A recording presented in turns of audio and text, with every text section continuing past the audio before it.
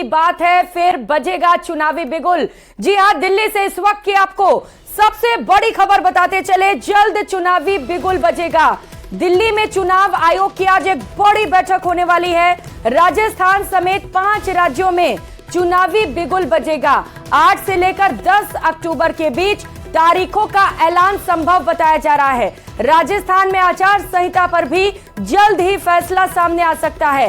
इसी हफ्ते आचार संहिता लगाई जा सकती है। इस वक्त की सबसे बड़ी खबर आपको बता रहे हैं, राजस्थान में 2 महीने में विधानसभा के चुनाव होने वाले हैं और कहा जा रहा है कि इसी हफ्ते आदर्श आचार संहिता लगाई जा सकती है। राजस्थान समेत कुल 5 राज्यों में विधानसभा के चुनाव होने वाले हैं। मुख्य निर्वाचन पदाधिकारी ने एक खास बैठक बुलाई है। विधानसभा चुनाव के मद्देनजर वीडियो कॉन्फ्रेंस से ये मीटिंग होगी। सभी जिला निर्वाचन अधिकारियों और नोडल ऑफिसर्स की ये मीटिंग है। ये मीटिंग बड़ा ही महत्वपूर्ण है क्योंकि लोकसभा चुनाव से पहले जिन 5 राज्यों में विधानसभा के चुनाव होने वाले हैं, कहा जा रहा है कि इस बैठक के बाद तारीखों को लेकर फैसला लिया जा सकता है और कुछ ही दिनों में ये ऐलान भी किया जा सकता है। ये बड़ी घोषणा चुनाव आयोग की ओर से की जा सकती है कि 5 राज्यों में विधानसभा चुनाव कब होंगे। दिल्ली से सहयोगी फरहा खान इस वक्त हमारे साथ जुड़ चुके हैं। फरहा, यह बैठक बड़ा ही महत्वपूर्ण क्योंकि इसी बैठक में यह बड़ा फैसला होगा कि कब होंगे 5 राज्यों में विधानसभा के चुनाव। क्या है पूरी जानकारी इस बैठक को लेकर?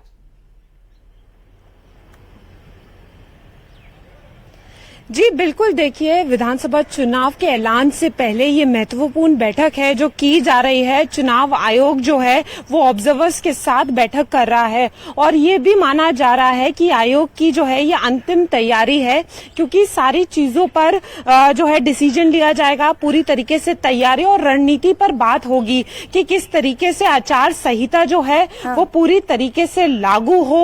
और अगर हम बात करें धन, इन सब चीजों, ये सब चीजें जो है वो हावी ना हो। तो जितने भी नोडल ऑफिसर्स हैं, क्योंकि देखिए जब चुनाव होता है सबसे बड़ी बात ये होती है कि तमाम चैलेंजेस होते हैं और उन चैलेंजेस को कैसे फेस किया जाए, क्या रणनीति बनाई जाए, किस तरीके से ड्यूटी होगी और कितने फेसेस में, कितने चरण में होगा, आबादी को देखते हुए ये सारी चर्चा होगी आज। और ये भी माना जा रहा है कि 8 से 10 अक्टूबर के बीच ही इसी हफ्ते जो है वो पता लग जाएगा। क्योंकि देखिए अगर हम राजस्थान की बात करें या 5 राज्यों की बात करें तो राजस्थान में भी जो है वो आयोग गया था। 5 राज्यों का दौरा पूरा हो चुका है। सारी स्थिति ग्राउंड की क्या है, इस चीज का जायजा जो है वो पूरा लिया जा चुका है। अब सबको इस बात का इंतजार है कि चुनावी कार्यक्रम का ऐलान कब होगा। तो ये माना जा रहा है कि आज जो है इस मीटिंग के बाद जो है 8 से 10 अक्टूबर के बीच जो है ये बता दिया जाएगा, ऐलान हो जाएगा, घोषणा हो जाएगी और उसके बाद जो है आचार संहिता भी लागू हो जाएगी। तो देखिए राजस्थान की बात करें तो अगले 2 महीने के अंदर चुनाव होना है। जनवरी में जो है वो कार्यकाल समाप्त हो रहा है राजस्थान का। और अगर हम मिजोरम की बात करें तो वो इस साल समाप्त हो रहा है। बाकी जो राज्य हैं वो भी जनवरी में समाप्त हो रहा है। तो उसी को लेकर अहम चर्चा की जा रही है। सबसे बड़ी बात है सुरक्षा की बात करें, एक्सपेंडिचर की बात करें, इन सारी चर्चाओं पर जो है, इन सारी बातों पर जो है वो रणनीति तैयार की जाएगी और उसके बाद जो है वो बताया जाएगा कि कब जो है वो सबको, क्योंकि जैसे ही सबको पता लगा है कि आज निर्वाचन आयोग की इतनी अहम बैठक है तो ये बात जो है वो बहुत ज्यादा तेज हो गई है कि कब जो है वो आयोग की तरफ से घोषणा होगी और चुनावी कार्यक्रम कब शुरुआत होगी। देखिए सबसे बड़ा चैलेंज यही होता है, जैसे मैंने आपको बताया, सुरक्षा व्यवस्था की अगर हम बात करें कि जब भी चुनाव होते हैं तो सारी चीजों का ध्यान रखा जाता है और सिक्योरिटी सबसे ज्यादा इंपॉर्टेंट होती है।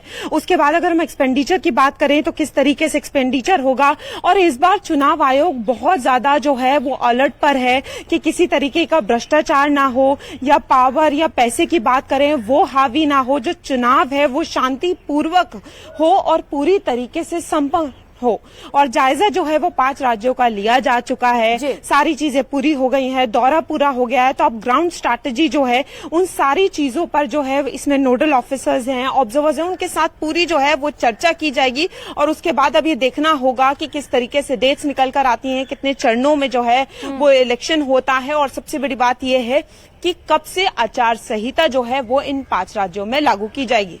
बिल्कुल फरहा, बड़ा महत्वपूर्ण ये बैठक, क्योंकि कई बड़े फैसले इसी बैठक में लिए जाएंगे। चूंकि आप बता रही है कि आचार संहिता कब से लगाई जाएगी, ये फैसला भी इसी बैठक में होना है और तैयारियां काफी ज्यादा करनी होती हैं चुनाव आयोग को, और यही वजह है कि इस बैठक के बाद क्या वो सभी तैयारियां पूरी कर ली गई हैं, इस पर भी फैसला सामने आएगा।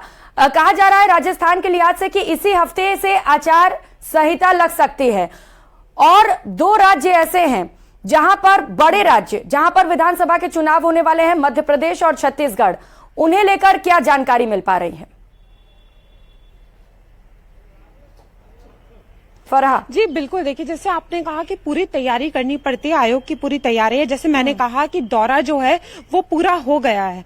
दौरे के बाद जो है अब वो पूरी स्ट्रैटेजी प्लानिंग पे हो रही है, क्योंकि ग्राउंड चेकिंग हो गई है कि किस तरीके से तैयारियां हुई हैं। ये भी आयोग की अंतिम तैयारी माना जा रहा है, ये जो बैठक हो रही है, क्योंकि इसमें जो है वो पूरी रूट प्लानिंग की जाएगी। और जैसे आपने कहा कि 2 राज्य जो बड़े राज्य हैं, छत्तीसगढ़, मध्य प्रदेश की बात करें, और अगर हम राजस्थान की बात करें तो राजस्थान में भी इसी हफ्ते आचार संहिता लागू हो सकती है।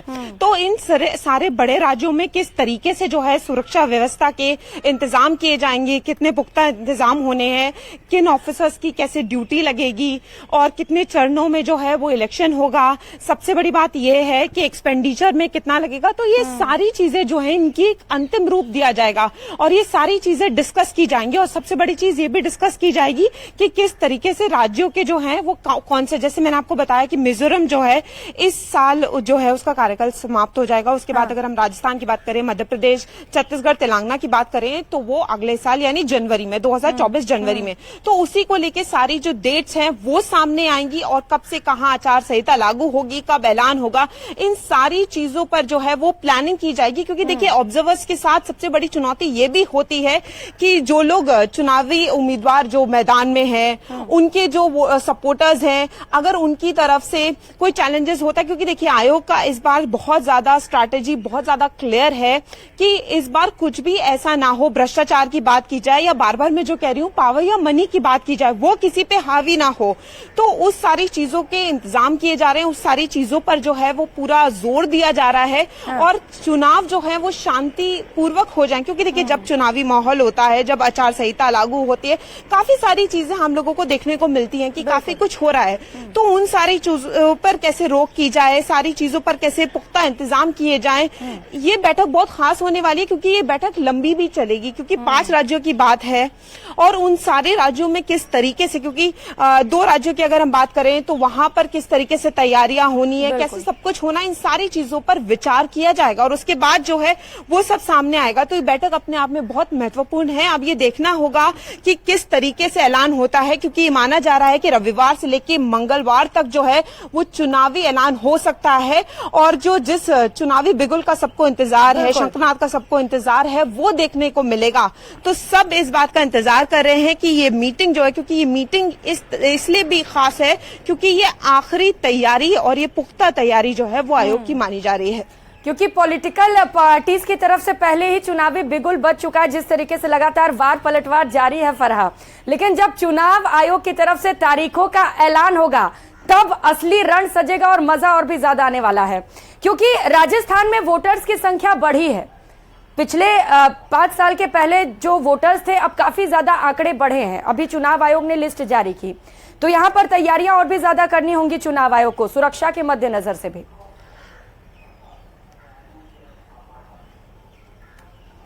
जी बिल्कुल, देखिए जैसे आपने कहा कि वोटर्स की लिस्ट बड़ी है, तो जब भी इलेक्शन होते हैं सबसे बड़ी प्रायोरिटी यही रहती है कि सिक्योरिटी के पुख्ता इंतजाम कैसे किए जाएं। क्योंकि देखिए सबसे बड़ा चैलेंज यही होता है कि ये कैसे सारी चीजों को मेंटेन करना है, कोई ऐसी बात ना हो या कोई ऐसी गतिविधि ना हो जिसके चलते जो है चुनाव पर असर पड़े। तो किस तरीके से सबकी ड्यूटीज लगेगी, कहाँ कहाँ पर सुरक्षा के पुख्ता इंतजाम किए जाएंगे, ये सारी चीजों पर ध्यान देना होता है। और सबसे बड़ी बात ये होती है कि जब वोटर लिस्ट बढ़ती है तो इस बात का भी ये ध्यान रखा जाता है कि कितने चरणों में होगा। आबादी के हिसाब से जो चुनाव आयोग है वो चुनाव की उसी तरीके से डेट देते हैं और उसी तरीके से चरण सामने आते हैं कि इतने इतने फेजेस में होंगे। तो 5 राज्यों की सीधे तौर पर बात है। और जैसे अगर हम राजस्थान की बात करें तो और राज्यों की भी अगर हम बात करें तो वहां भी ये देखा गया है कि वोटर्स जो हैं वो थोड़े थोड़े बड़े हैं। तो उस तरीके से पूरी जो है वो चैलेंजेस में, क्योंकि देखिए अगर हम पहले की की बात करें तो तमाम चैलेंजेस सामने आए हैं। और जैसे मैं बार बार कह रही हूं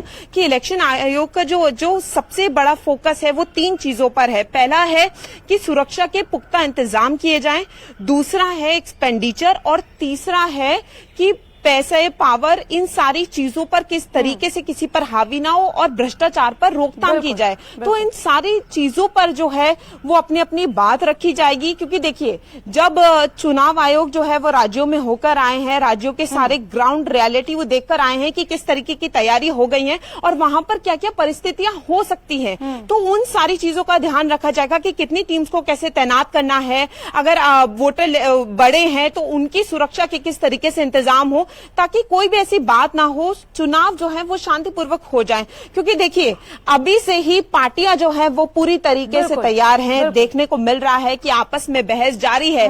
लेकिन जब ऐलान सामने आ जाएगा तो उसके बाद जो है वो एक नया मोड़ देखने को मिलेगा, क्योंकि और तेजी देखने को मिलेगी। तब किस तरीके से चीजें हैं, उनकी सिचुएशंस को कैसे संभाला जाए, जो उम्मीदवार जो मैदान में हैं, उनके जो सपोर्टर्स हैं, उनकी तरफ से क्या चैलेंजेस आ रहे हैं, उन सारी चीजों पर कैसे ग्राउंड चेकिंग की जाए वो देखनी होगी। क्योंकि देखिए, जब ऑब्जर्वर्स जाकर सब कुछ ऑब्जर्व कर आए हैं तो उन सारी चीजों पर वो एक एक कर जो है विचार करेंगे कि कहां पर क्या प्लानिंग करनी है, किस राज्य पे ज्यादा फोकस किया जाना चाहिए, यहाँ ये चैलेंजेस आ रहे हैं, यहाँ ये कमी हो रही है। इन सारी चीजों को देखने के बाद वो सारी चीजें सामने आएंगी। फरहा, आप चैलेंजेस की बात कर रही हैं, इसलिए भी ईवीएम पर भी समय समय पर सवाल उठते रहे हैं। कई बार हम देखते हैं कि चुनाव के दौरान गड़बड़ी भी सामने आ जाती है और कई बार विपक्ष ईवीएम को लेकर भ्रष्टाचार के भी आरोप लगाते रहा है। ये एक बड़ा चैलेंज है चुनाव आयोग के लिए। जी, ये बहुत बड़ा चैलेंज है और इसको लेकर इस बार इलेक्शन कमीशन का रुख साफ है। देखिए, साफ देखने को मिल रहा है। जैसे मैं बार बार कह रही हूं कि भ्रष्टाचार, बाहुबल या पार की जो बात की जा रही है, पैसों की जो बात की जा रही है, इसको लेकर जो है इलेक्शन कमीशन के चैलेंजेस साफ देखने को मिल रहे हैं। क्योंकि पहले से ही इन सारी चीजों को लेकर इलेक्शन कमीशन अलर्ट है। क्योंकि देखिए, जब भी चुनाव होते हैं तो विपक्ष का एक ही रुख होता है कि ईवीएम पर सवाल उठाए जाते हैं, हर बार ये देखा जाता है। लेकिन इस बार जो है वो पूरी तरीके से तैयारी की जा रही है और ये ध्यान रखा जा रहा है कि किसी भी तरीके की चूक ना हो और जो इलेक्शंस हैं वो पूरी तरीके से संपन्न हो और शांतिपूर्वक संपन्न हो। तो जो भी चैलेंजेस आते हैं, क्योंकि देखिए जो मीटिंग होती है इसमें सारे चैलेंजेस पर ही वर्क किया जाता है, तो बहुत सारे चैलेंजेस हैं आयोग के पास कि किस तरीके से सुरक्षा के इंतजाम करने हैं, वोटर लिस्ट बड़ी है, कहीं पर भ्रष्टाचार ना हो, विपक्ष जो है वो ईवीएम को लेकर हावी ना हो। तो इन्हीं सारी चीजों पर कैसे स्ट्रैटेजी प्लानिंग की जाएगी, क्योंकि ग्राउंड प्लानिंग हो गई है। अब उन सारी चीजों को कैसे जो है उसको कंडक्ट करना है और कंक्लूड करना है वो देखना होगा। इन सारी चीजों पर विचार किया जाएगा और वो चीजें धीरे सामने आ जाएंगी। लेकिन अभी महत्वपूर्ण यही है कि चुनावी ऐलान आने हैं और कहां कहां जो है वो आचार संहिता लागू होगी। क्योंकि देखिए, राजस्थान में अगले हफ्ते तक ही माना जा रहा है आचार संहिता लागू हो सकती है। तो ये बड़ी बात है और ये देखना होगा कि किस तरीके से ये सारी चीजें जो है वो सामने निकल कर आती हैं। सबसे ज्यादा महत्वपूर्ण है चुनाव के तारीखों का ऐलान। खैर, हम बात कर रहे थे चैलेंजेस की, तो काफी सारे चैलेंजेस हैं इलेक्शन कमीशन के आगे, किस तरीके से चुनाव को शांतिपूर्ण तरीके से संपन्न कराया जाए। खैर, यह बैठक भी इसी लिहाज से बड़ा ही महत्वपूर्ण है। बहुत शुक्रिया आपका तमाम जानकारियों के लिए। और कर लेते हैं एक और बड़ी खबर का। जयपुर से बड़ी खबर सामने आ रही है। कांग्रेस कोर कमेटी की बैठक से जुड़ी है बड़ी और महत्वपूर्ण जानकारी आपके साथ साझा करते चले। 3 बजे पीसीसी वॉर रूम में अहम बैठक होगी।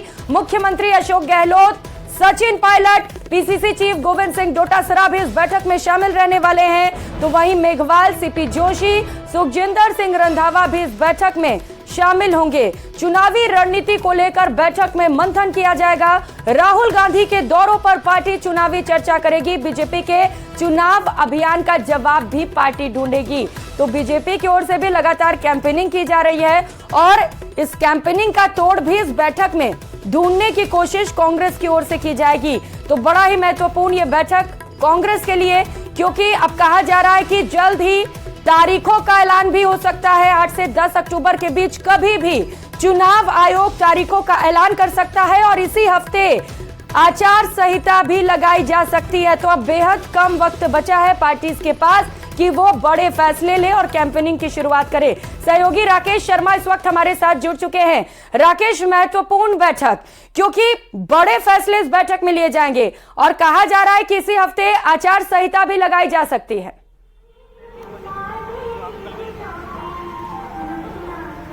और बिल्कुल देखिए, जिस तरीके से राजस्थान में अब चुनाव नजदीक आ गए और कभी भी आचार संहिता की घोषणा हो सकती है, उसके बाद कांग्रेस ने एक कोर कमेटी बनाई है 10 का दम, जिस कोर कमेटी में 10 ऐसे कांग्रेस के लीडर हैं जिनके दम पर इस बार यहां विधानसभा चुनाव लड़े जा रहे हैं। ये कोर कमेटी की बैठक में अब जो चुनाव की दशा और दिशा किस तरीके से लड़नी है ये तय करेगी, क्योंकि अब जो भाजपा है उसने तेजी से हमले शुरू किए हैं लोगों को। जिस तरीके से मुख्यमंत्री अशोक गहलोत लगातार पहले शिकायत करते आए थे, कांग्रेस शिकायत कर रही थी कि चुनाव के समय पर भाजपा लोगों को गुमराह करने का प्रयास कर सकती है, और उसकी पिक्चरें अब कांग्रेस के सामने आने भी लगी है। जिस तरीके से जैसलमेर में किसानों के नाम पर यह बताया गया कि इनकी जमीनें कुर्क हो गई हैं, जबकि उन किसानों का कहना है कि जो है कोई जमीन उनकी कुर्क नहीं हुई है, ना ही उन पर किसी तरह का कर्ज है। यानी भाजपा अब जो है कहीं ना कहीं गुमराह करने का प्रयास करेगी, लोगों का ध्यान भटकाने की कोशिश करेगी। लगातार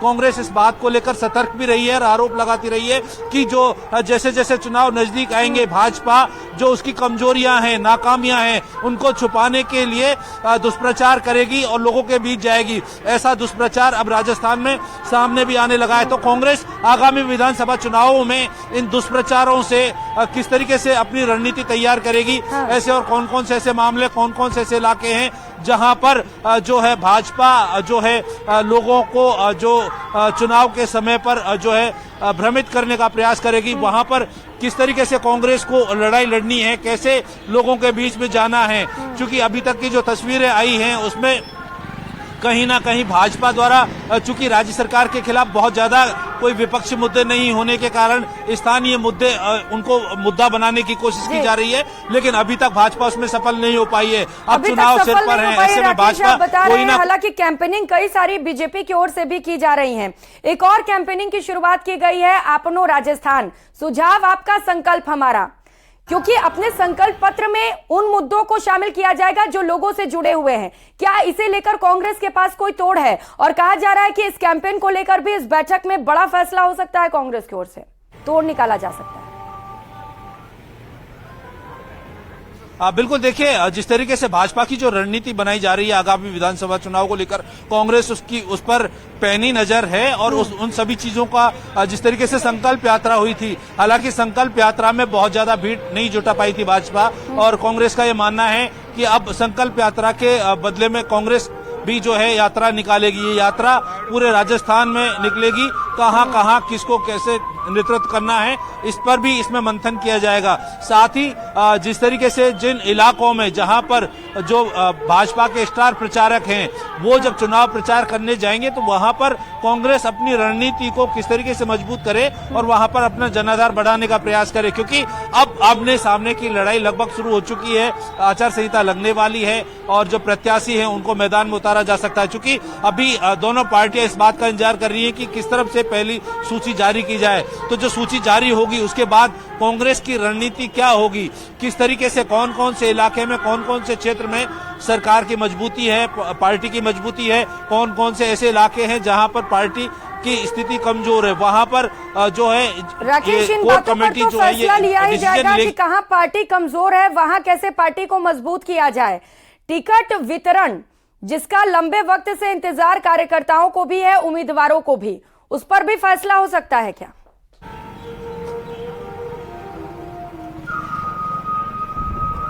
बिल्कुल देखिए, जो है अब टिकटों का ही इंतजार चल रहा है। लगातार दोनों दलों में इस मामले को लेकर के खींचतान भी शुरू हो गई है। चूंकि भाजपा में एक अनार 100 बीमार वाली स्थिति है, वहां दावेदारों की संख्या बहुत ज्यादा है। चूंकि पार्टी में अभी भी एकजुटता वो नजर नहीं आ रही है, कई धड़ों में बटी हुई नजर आ रही है, अलग अलग खेमे बने हुए हैं, इस तरह के आरोप कांग्रेस ने भी लगाए हैं और पार्टी पदाधिकारी की तरफ से उसी तरह की तस्वीरें जब यहाँ कांग्रेस। ये बैठक आप नजर बनाए रखिएगा इस पूरी बैठक पर। बहुत शुक्रिया फिलहाल आपका तमाम जानकारियों के लिए।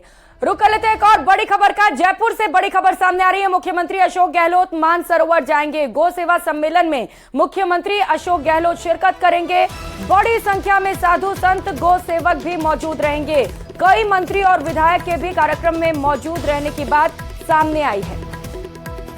तो अब गौ सेवा का संदेश मुख्यमंत्री अशोक गहलोत की ओर से दिया जाएगा। गौ सेवा सम्मेलन का आयोजन किया गया है जहां पर मुख्यमंत्री अशोक गहलोत भी शिरकत करने वाले हैं। मानसरोवर में इस कार्यक्रम का आयोजन किया जा रहा है। गौ सेवा को लेकर यहां पर संदेश दिया जाएगा। गौ की सेवा करें। और इस सम्मेलन में मुख्यमंत्री अशोक गहलोत भी शामिल हो रहे हैं। बताया जा रहा है कि बड़ी संख्या में यहां पर साधु संत भी पहुंचेंगे और गौ सेवक भी मौजूद रहेंगे। इसके साथ साथ कार्यक्रम में कई मंत्री और विधायक भी मौजूद रहेंगे।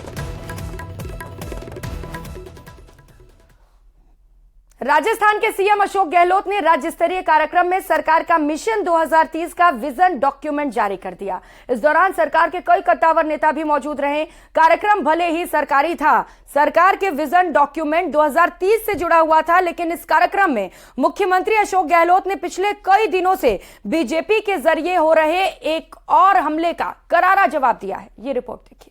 राजस्थान मिशन 2030 में भरपूर जोश और उत्साह के साथ लोगों ने भागीदारी की।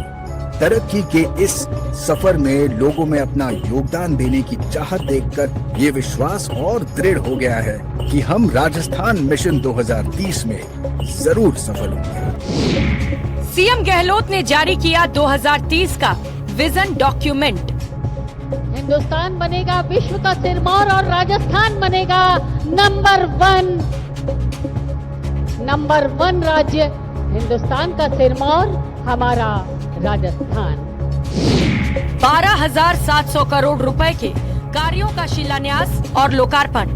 और ये लोकार्पण और शिलान्यास माननीय के कर कमलों से चिकित्सा शिक्षा विभाग, सार्वजनिक निर्माण विभाग, जन स्वास्थ्य अभियांत्रिकी विभाग और जल संसाधन विभाग के कार्यों का। जयपुर से करीब 2 महीने से जनता से सुझाव के लिए जिस मिशन 2030 की शुरुआत की गई, उसे सीएम अशोक गहलोत ने जारी कर दिया। इस दौरान तकरीबन 12,700 करोड़ रुपए की लागत से तैयार कार्यों का लोकार्पण और शिलान्यास भी किया गया। साथ ही नवनियुक्त अध्यापकों की नियुक्ति पत्र भी बांटे। 2 महीने तक मिशन 2030 की राजस्थान सरकार जमकर ब्रांडिंग कर रही थी। सरकार के इस अभियान में तकरीबन 2.5 करोड़ लोगों ने सरकार को अपने सुझाव दिए हैं। शिक्षा, स्वास्थ्य, रोजगार पर फोकस करने का सुझाव, क्वालिटी एजुकेशन देने को कहा गया है, सरकारी तंत्र में भ्रष्टाचार खत्म करने का सुझाव, चुनावी खर्च में कटौती करने के सुझाव भी आए हैं। 15 अगस्त को एक शुरुआत की गई थी। मैंने अपने संबोधन में कहा हम लोग मिशन 2030 का उद्देश्य लेके चल रहे हैं। एक मिशन बने, डॉक्यूमेंट बने, प्रदेशवासी क्या चाहते हैं, एक विनम्र प्रयास किया गया और मुझे बताया गया 3 करोड़ से अधिक लोगों ने डायरेक्टली और ऑफलाइन, ऑनलाइन अपनी भागीदारी निभाई। राजस्थान सरकार ने विधानसभा चुनाव से ठीक पहले विजन डॉक्यूमेंट जारी किया है, जिसे विरोधी राजनीतिक चश्मे से देख रहे हैं, लेकिन सीएम गहलोत ने विरोधियों के एक सवाल का जवाब भी दिया। अभी हमारे बीजेपी के अध्यक्ष कह गए परसों कि मुख्यमंत्री भूल गए, बीच में 2023 आ रहा है। नड्डा साहब, मुझे मालूम है 23 नहीं आ रहा है, 28 भी आएगा बाद में 30 आएगा। पहले 28 आएगा, ये 28 आएगा, पहले 23, 28, उसके बाद में आएगा 30 आएगा। मैंने कहा उस पर कौन किस पार्टी सरकार होगी, किस पार्टी सरकार होगी, कौन मुख्यमंत्री में किसी को नहीं मालूम है। ये जनता माई बाप है। पर आप वर्तमान सरकार की ड्यूटी बनती है वो क्या गवर्नेंस दे, शासन करे, कैसा करे। आपको शायद मालूम होगा कि 25 साल पहले मैं मुख्यमंत्री बनाया आप लोगों ने मुझे। सीएम अशोक गहलोत ने पीएम मोदी और बीजेपी के राष्ट्रीय अध्यक्ष जेपी नड्डा पर प्रदेश में बेवजह तनाव पैदा करने का आरोप लगाया। इतना ही नहीं, उन्होंने बीजेपी पर राहुल गांधी की छवि खराब करने का भी आरोप लगाया। प्रधानमंत्री हमें टुकड़ों में कर रहे हैं। दबाव तो पड़ा पूरा, 500 रुपए का दबाव इतना भयंकर पड़ा हुआ देश के अंदर, किसी राज्य में नहीं है 500 रुपए का सिलेंडर। दबाव केंद्र पर पड़ा। अभी 20 दिन पहले ही केंद्र सरकार 200 रुपये कम किए थे। और आज मुझे खुशी है प्रधानमंत्री जी मेरे शहर में गए हैं जोधपुर के अंदर, वहाँ और 100 रुपये कम कर दिए। मैं प्रधानमंत्री जी कहना चाहूँगा कृपा करके आप टुकड़ों में क्यों कर रहे हो? आप पूरे देश में एक साथ में कहो आपको 500 रुपये में गैस सिलेंडर मिलेगा। ये तो किसान बोलिए। विजन डॉक्यूमेंट कार्यक्रम में अशोक गहलोत लाल डायरी के मुद्दे पर भी बीजेपी को जवाब देते नजर आए। लाल डायरी एक ऐसा षड्यंत्र किया है, फ्यूज हो गया इनका। बाकायदा बीजेपी हेडक्वार्टर में सरकार गिराने के षड्यंत्र जो इन्होंने किया, मुझे सरकार गिराने का 5 साल में डिस्टर्ब रखा है। विजन डॉक्यूमेंट जारी हो चुका है। कार्यक्रम में सीएम अशोक गहलोत ने राजस्थान सरकार की उपलब्धियां भी गिनाई और बीजेपी पर हमला भी बोला। अब देखना ये है कि जनता के सुझाव राजस्थान चुनाव में सरकार को कितना फायदा दिलाते हैं। फिलहाल यहाँ वक्त चला छोटे से ब्रेक का। ब्रेक के फौरन बाद आपको दिखाएंगे 5 मिनट में 25 खबरें।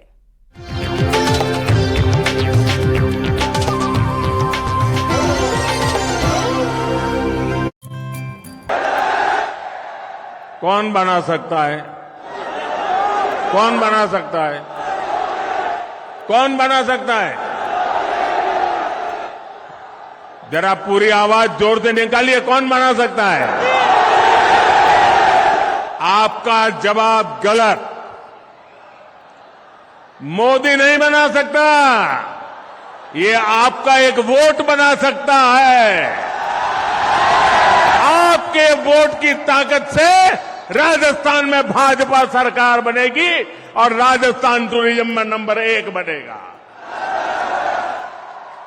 तो ये ताकत आपके वोट की है। आज जो आधुनिक सड़कों का, नई रेल लाइनों का नेटवर्क राजस्थान में बन रहा है, वो इस काम में बहुत मदद करेगा। आज यहां सड़क, रेल और हवाई अड्डे से जुड़े प्रोजेक्ट्स भी जोधपुर को मिले हैं, मारवाड़ को मिले हैं। जोधपुर रिंग रोड का चौड़ीकरण हो या फिर शहर में जगह जगह बनने जा रहे बाईपास, इनसे आपको जाम से मुक्ति मिलेगी। साथियों,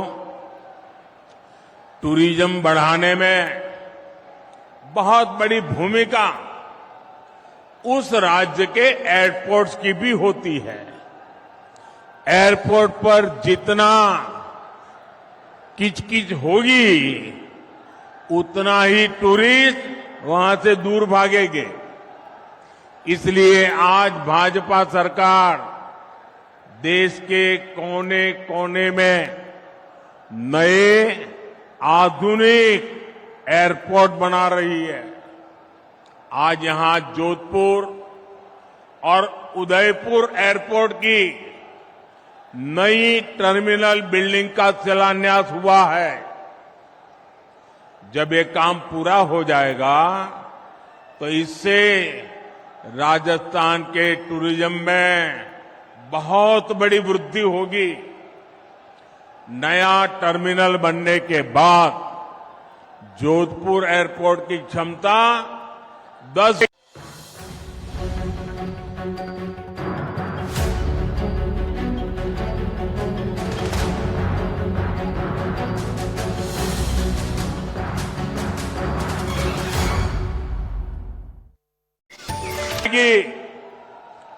उदयपुर एयरपोर्ट पर भी आज के मुकाबले 3 गुना ज्यादा पैसेंजर आ पाएंगे। जब सुविधाएं बढ़ेगी तो पर्यटक भी ज्यादा आएंगे, और जब पर्यटन ज्यादा आएंगे तो टैक्सी वाले भी कमाएंगे, ढाबे वाले भी कमाएंगे, होम स्टे वाले भी कमाएंगे। साथियों, भाजपा की केंद्र सरकार वाइब्रेंट विलेज प्रोग्राम भी चला रही है। इसके तहत सीमावर्ती गांवों का विकास किया जा रहा है। इसका भी बहुत अधिक लाभ हमारे इस क्षेत्र को होने वाला है।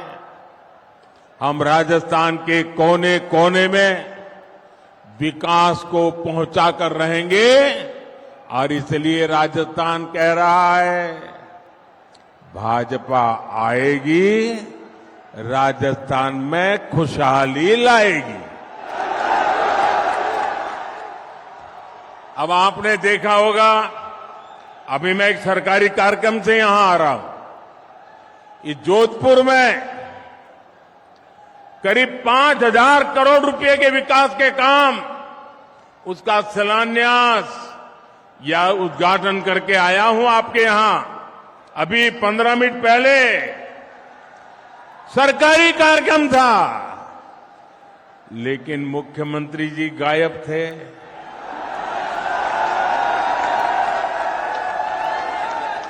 क्यों गायब थे?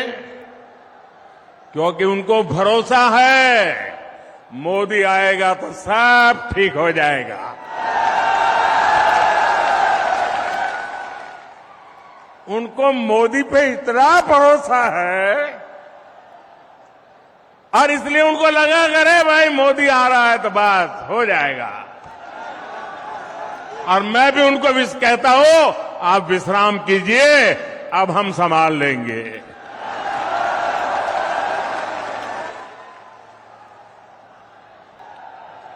मेरे परिवारजनों,